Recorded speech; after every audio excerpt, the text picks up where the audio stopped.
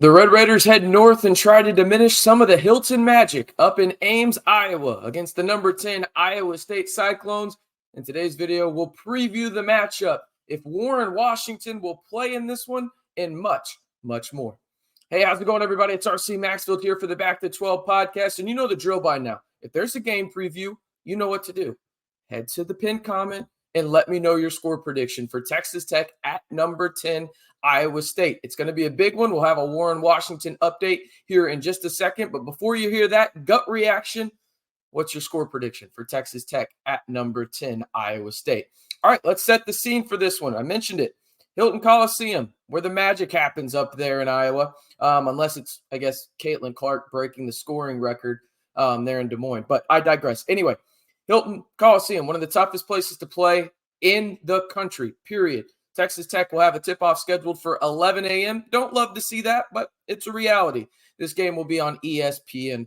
Now, the history between Texas Tech and Iowa State, this is the 43rd all-time meeting, and it's 21-21 going into this matchup. So each team has won 21 games apiece in this matchup. Now, interesting enough, Texas Tech has actually won 8 of the last 10 matchups against the Cyclones. Now, Iowa State, talking about a 10-game sample size, has actually won 8 of their last 10 games and is 14-0 at home. I mean, it is downright damn near impossible to win at Hilton Coliseum. I think the 3 hardest places to play in the Big 12, if we're really being unbiased about this from a clear-eyed point of view, you got to put the Fog up there, you got to put Hilton, and then you got to put the USA.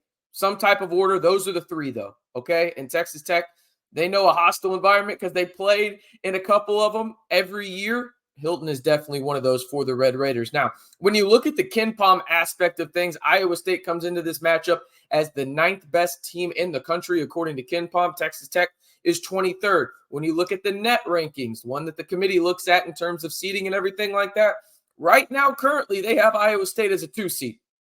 Iowa State's legit, people. We'll talk about it a little bit more here in just a second. This is a really good squad that TJO has up in Ames.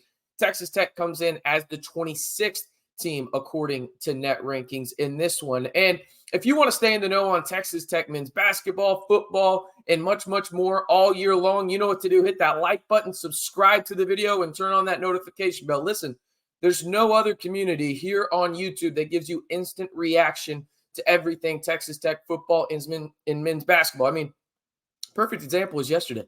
Texas Tech football hired an offensive line coach. We had a video out within the hour. That's what y'all want to see, right? Well, if you want to stay in the know in that quick of a capacity, you know what to do. Hit that like button and turn on the notification bell as well. All right, let's move on to players to watch, because that's probably why you're watching this, right? You want to know if Warren Washington is going to play tomorrow. GTD. Game time decision is what it sounds like, according to Coach McCasland in his pregame presser for the matchup at number 10 Iowa State. Coach McCasland said in his presser, "I don't know if he will play on Saturday, but Warren is headed in the right direction. He will more than likely be a game time decision for their matchup at the Cyclones." And to be like 100% honest with you, I'm okay with being really, really cautious here, because your season changes drastically if you lose Warren Washington for really just a couple of games, okay? So I would rather him be okay in terms of, it sounds like it was a toe issue, or at least something on his foot. Sounds like a toe. I know that there was a lot of speculation around, oh my gosh, he heard a pop or whatnot. It sounds like he's headed in the right direction, and he has a chance to play on Saturday, albeit I would not mind seeing him rest. That's just my personal opinion. Now, a couple other guys to watch for Texas Tech in this one. You got to talk about Pop Isaacs. If Texas Tech wants to pull off the upset, you're going to have to see Pop Isaacs, simple and plain, have a game like he did against BYU at home. Maybe not 30-plus, but you got to get into that 20 plateau, and that's going to be super, super difficult against one of the best defenses, not only in the Big 12, but in the country.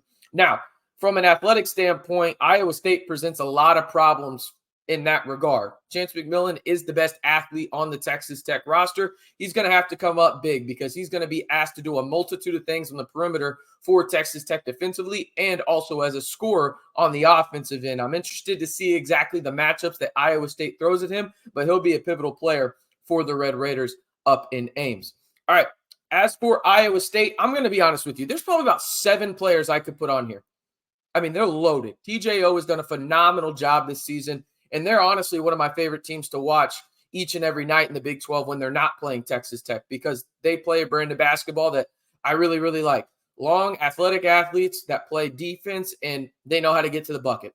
That's what they do, right? It's led by Keyshawn Gilbert, though. He's the leading scorer for the Cyclones, albeit they have 4 guys averaging double figures. So he's leading the way for the Cyclones, but they can beat you in a multitude of ways, and a multitude of guys can do it. Now, Trey King is kind of their Swiss Army knife type guy, in the sense that defensively, he has a chance to guard arguably the best player 1 through 5. He's got the size to do it, albeit you probably don't feel great about him guarding a Warren Washington. That said, he's the team leading rebounder, and he just always seems to be around the action for the Cyclones. So he's a guy that you have to watch.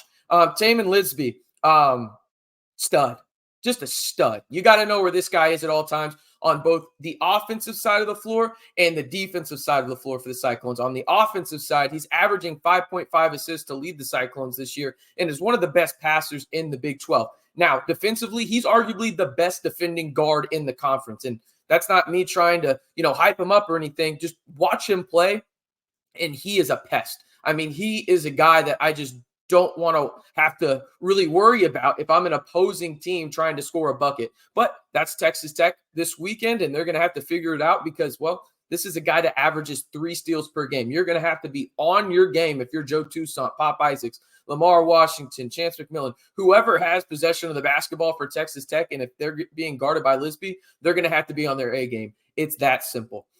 All right, I talked about it a little bit in terms of the must-watch matchup in this one, but it's going to be the Texas Tech offense against the Iowa State defense, okay? Texas Tech comes in with the most efficient offense in the Big 12, and I know that there were some people looking at you, Hunter Dickinson, that said, oh, they only shot well because it's Kansas. No, Texas Tech is actually the best three-point shooting team in the Big 12 during Big 12 play, and they've shot over 38.5% 7 times in Big 12 play. So let's slow your roll on that side. But Iowa State, they only allowed just over 60 points per game, 62 points, I believe, this year. This is literally, a strength versus strength. What's going to give? And if we're being honest about it, it's probably going to be the defense in terms of Iowa State winning this battle just for the sheer fact of, hey, they're the home team. That's usually how it goes in the Big 12. But I'm interested to see kind of some of the nuances and maybe different looks that Grant McCasland and crew throw at this Iowa State defense that, again, lengthy. They present problems in terms of matchups, basically 1 through 5. I didn't even mention Jones, a center that is just Mr. Do-It-All, and it feels like he's always getting offensive rebounds. So there's so many guys on this Iowa State team that you have to account for, but this is the matchup from a umbrella standpoint that I'm watching in this one. Can that Texas Tech offense still be efficient against one of the better defenses in, well, the Big 12 and also the country? All right. Let's look at the odds for Texas Tech at number 10, Iowa State. According to Bart Torvark, his T ranks and his metrics, Iowa State is an 8.5-point favorite against Texas Tech. His metrics actually give Texas Tech only a 19% chance to win this matchup.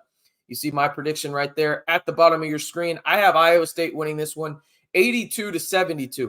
It's hard as hell to win in the Big 12 on the road. It's even harder to win at places like the Fog and Hilton Coliseum when those two teams are really going. And Iowa State is really going right now. They have Final Four potential. And I'm not just saying that because Texas Tech is playing them this weekend. Watch their games, people. They are absolutely legit on both sides of the floor. TJO has those boys coming on. Really, they've been phenomenal. They've been absolutely phenomenal this year. But before we head out of here, one more time, who you got in this one? Leave your score prediction on the pinned comment down below. You heard mine for Texas Tech at number 10, Iowa State. I have the Cyclones winning 82-72, and then Texas Tech will have a matchup with their in-state rivals. Yeah, we'll call them rivals at this point. The TCU Horned Frogs back in the 806 on Tuesday, but one game at a time for the Red Raiders, and who knows, maybe they pull off the upset up in Ames. Let me know your score prediction down below. I am RC Maxfield, reminding you one more time, if you want to join the largest group of Texas Tech fans on YouTube and the most engaging group of Texas Tech fans on YouTube, you know what to do. Hit that like button, subscribe, and turn on that notification bell to stay in the know on not only Texas Tech men's basketball all year long, but Texas Tech football all year long, right here on the Back to 12 podcast channel.